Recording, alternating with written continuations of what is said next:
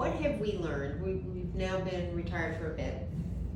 We kind of are far from the place where we started this journey. Very far. Very far. So looking back, what are some of the things we have learned that are worth sharing?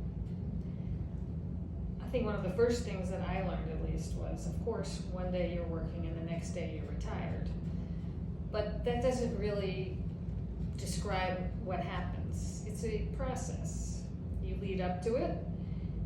I led up to it like this.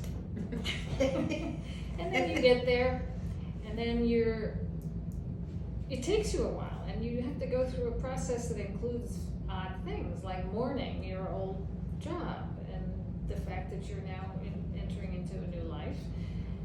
The notion that you're gonna have to work to figure out what your new life is going to be. And figure out what you liked about your old life and what you didn't. I Right. mean, Which we did, and it was a very useful activity. It was. To actually talk about what that was and figure it out. write it down. Yeah. And as we've talked before, when you work, you have a whole bunch of colleagues there every day to talk to. Now you have to create a new community, because those old colleagues are still working and you're all out here, and you actually don't want to spend your whole life with retired people. You want to be part of a bigger community, and you have to figure out what that is.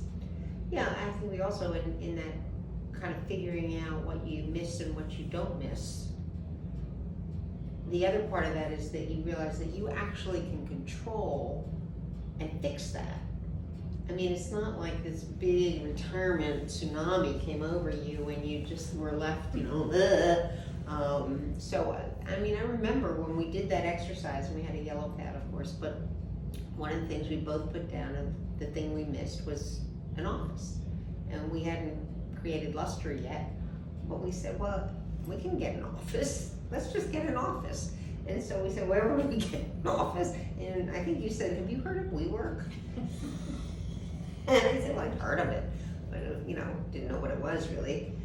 And so we got a WeWork office, and then we talked about the second thing I remember. We said, we miss having, business cards, not because we had titles anymore, but we just missed having them, so we created them with our emails and our phone numbers on them, I think.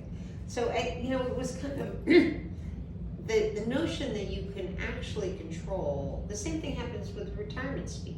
You can actually control how people think about you. You can. Well, you have to start, of course, by thinking about yourself. Absolutely. And then you figure out how you want to present yourself, and then you do it, which is, of course, exactly what you've done all your life. You just don't somehow think you have to do it. Well, it's ready made for you because you went from institution to institution to institution, right? You went from college and then blah blah blah blah blah. So it was really ready made. Now you have to do it for yourself, but you can actually say I'm retired and then close your mouth and wait for people to amuse Walk you away. or whatever. Walk away. Or you can say, actually this is what I've been doing and this is what I saw recently and this is where I've been and be out and about it in the world and interesting. Right, and so that's a matter of control. I think control is a really big piece of it. But just going back to something else you said, that mourning period was important because that's what led us to figuring out the afternoons were really troubling for us.